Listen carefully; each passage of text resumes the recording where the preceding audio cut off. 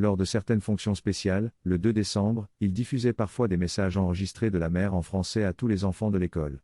Dans l'un de ces messages, la mère déclare que les enfants sont l'espoir et le futur. Même lorsque ces enfants grandissent et atteignent l'âge de 60, 70, 80 ou 90 ans, ils se considèrent toujours comme des enfants. La mère avait dit dans les années 1960 que les enfants étaient l'espoir et le futur, et c'est encore le cas aujourd'hui. Le thème de la discussion étant l'éducation intégrale, il est important de se placer dans le contexte approprié en tant qu'enfant, non seulement des parents divins pour l'éternité, mais aussi en tant qu'enfant dans l'école de la vie. L'éducation formelle est une préparation à la véritable éducation de la vie, mais malheureusement, cette phase préparatoire est mal gérée et nous nous rendons compte que tout ce que nous avons appris est inutile une fois confronté à la vie réelle. Il est donc essentiel de reconnaître que la vie elle-même est notre école et que chaque phase est une nouvelle opportunité d'apprentissage. Malheureusement, le système scolaire nous a formatés en nous faisant croire que nous sommes de simples pièces d'un vaste système, et cela a laissé une empreinte sur notre mode de pensée.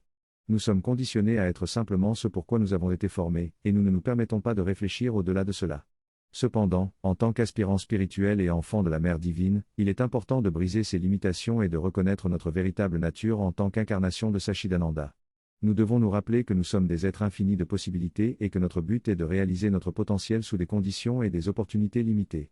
Nous ne devons pas nous enfermer dans une boîte auto-limitante, mais plutôt reconnaître la réalité plus profonde de notre âme et poursuivre notre évolution vers une éducation intégrale. L'idée principale exprimée dans ce texte est que l'éducation devrait être conçue pour élargir les horizons, encourager la diversité et favoriser le plein épanouissement de l'individu. L'auteur soutient que cela permettrait à chaque personne de trouver sa place dans la société et contribuerait à transformer cette dernière en un organisme vivant s'adaptant aux besoins collectifs. Selon lui, l'éducation doit mettre l'accent sur le développement de l'âme et offrir à chacun les moyens nécessaires pour s'épanouir pleinement. Il souligne également l'importance de la conscience, de la plasticité et de la soumission pour atteindre cet objectif.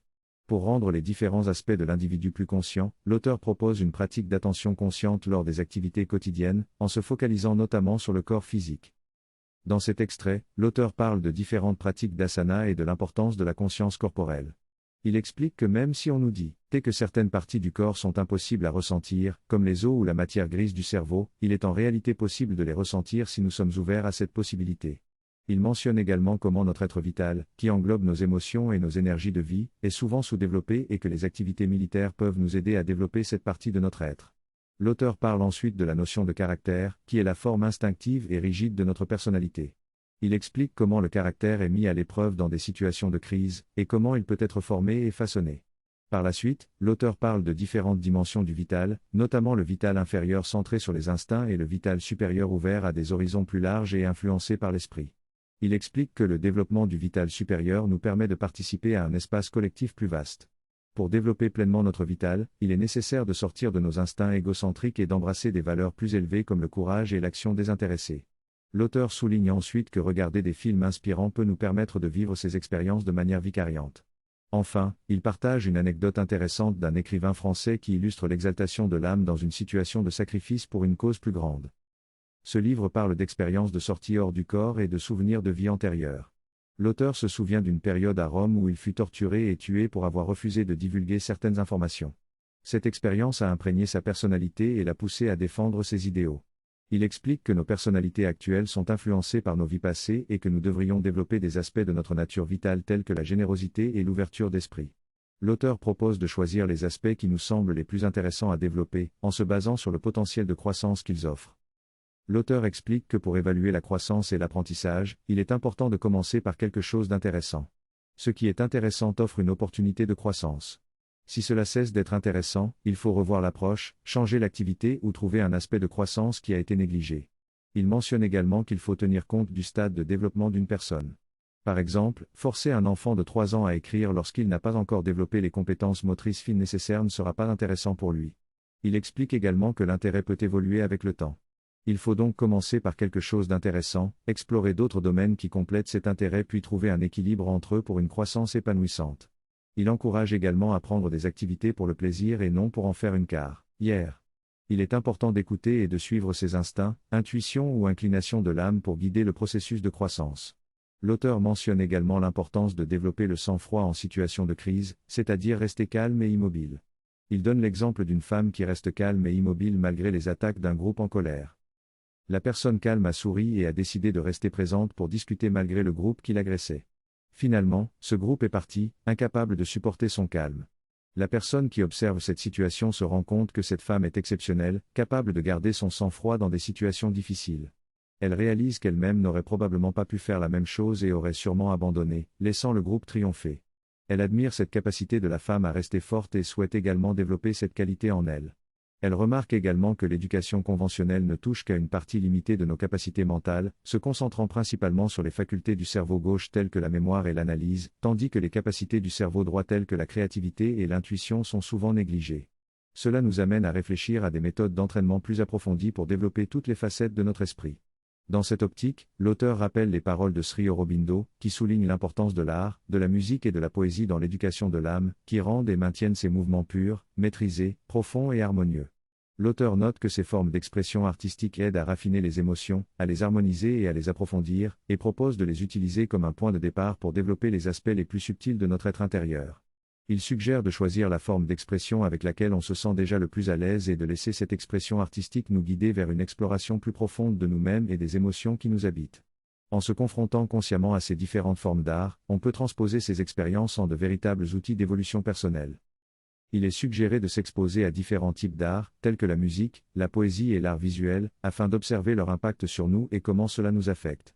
Il est proposé de jouer avec ces formes d'expression, de les enrichir et d'explorer différentes expériences créatives. Même si l'on pense ne pas être doué dans ces domaines, l'important est de s'amuser et de se laisser guider par son intuition.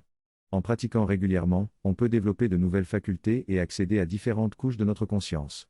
Au fur et à mesure, on pourra ressentir des états plus profonds et plus raffinés qui correspondent à notre aspiration spirituelle. Cette approche permet de développer une connaissance objective et introspective de soi-même. L'auteur donne l'exemple d'une femme qui a commencé à explorer différents arts à l'âge de 60 ans et a ainsi découvert des aspects de sa personnalité qu'elle n'aurait pas pu développer autrement. À l'âge de 80 ans, on lui a suggéré d'écrire de la poésie, ce qui lui a permis de se connecter à son intuition et de s'épanouir davantage. Ce texte parle de l'évolution d'une personne qui a développé sa capacité créative et son intuition à travers l'apprentissage de 3 langues. L'auteur souligne que même si la personne n'est pas encore totalement fluente en anglais, sa capacité à utiliser son intuition lui permet de transmettre de manière précise les concepts et les sentiments dans ses poèmes. L'auteur encourage également les lecteurs à commencer à développer leurs propres aspects créatifs et à sortir de leur zone de confort pour embrasser de nouvelles expériences.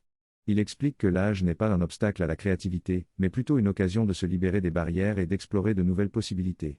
Il partage son expérience de grandir dans un ashram et de réaliser plus tard qu'il devait ouvrir son esprit à de nouvelles perspectives.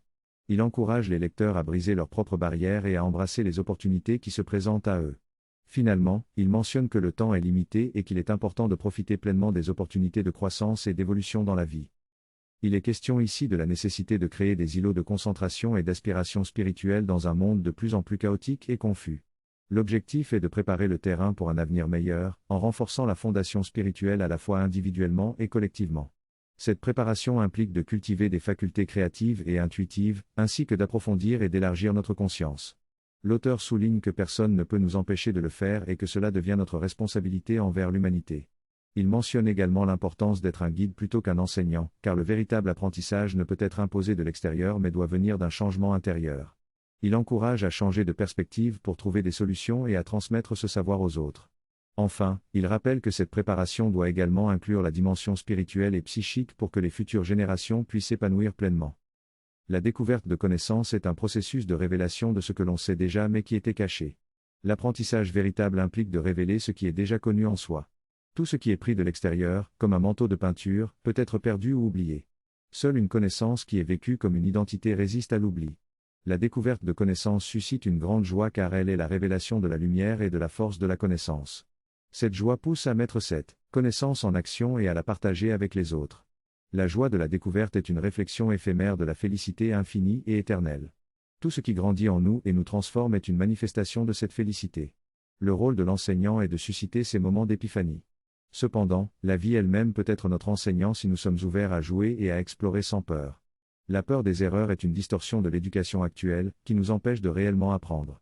Il est important de se débarrasser de cette programmation et d'oser faire des erreurs dans notre quête de connaissances. La liberté de faire des erreurs est essentielle pour trouver ses limites et les repousser. En prenant conscience de nos peurs, il devient plus facile de les affronter. La curiosité infatigable et l'admiration pour les héros sont deux impulsions présentes chez chaque enfant, et cela inclut également les adultes.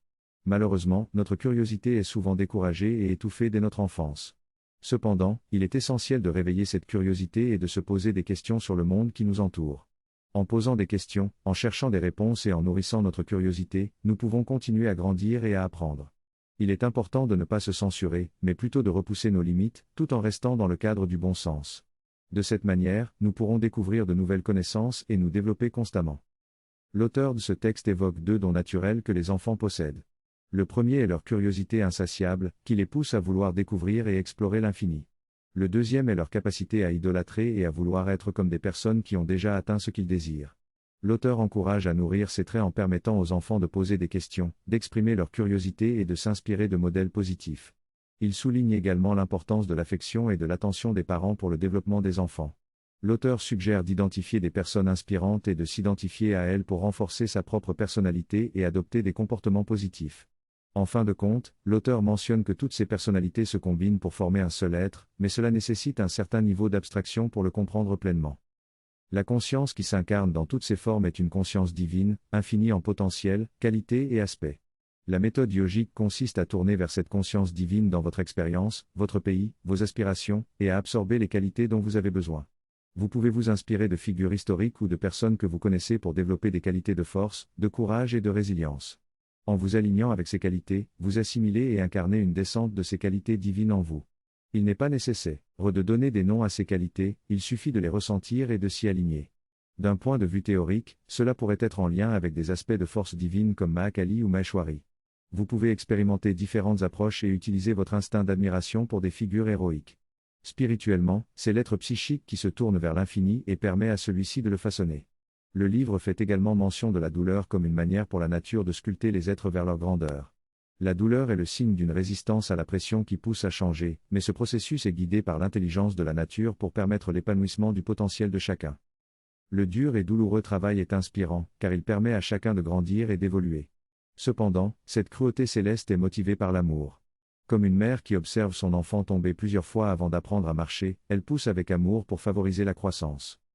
Lorsque la charge devient trop lourde, elle est bien sûr présente pour soutenir, mais sinon, il faut se permettre de lâcher prise. Nous sommes donc engagés dans un processus de formation intéressant. Lorsque nous commençons à participer activement, la douleur s'estompe. Tant que nous résistons, notre cerveau continue à se développer. Ainsi, dans notre vie, chaque point douloureux est en réalité un point de résistance au changement. En participant activement à ce changement, la douleur disparaît rapidement et devient une croissance joyeuse. Du point de vue de l'âme, nous grandissons rapidement où nous sommes ici pour cette croissance. Tout nous aide dans cette évolution et nous devons nous laisser porter.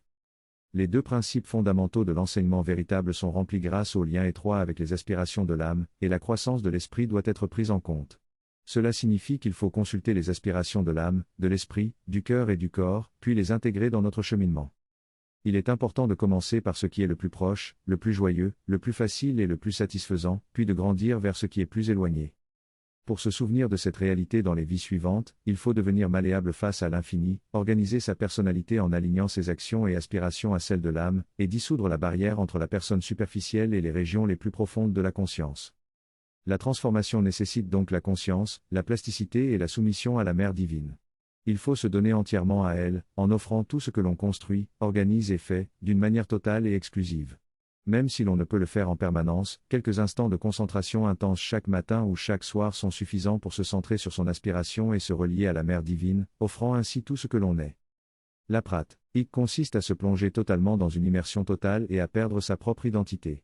On reste immergé aussi longtemps que possible et ensuite on laisse progressivement notre conscience revenir et notre personnalité se former à partir de cette immersion dans l'unité. On renaît comme une nouvelle personne formée à partir de l'amour divin. Cette pratique quotidienne ne prend que quelques secondes de concentration intense. C'est un programme de développement personnel pour les années à venir, une éducation intégrale pour réaliser notre quête éternelle de découverte de l'univers et de notre propre être. Namasté.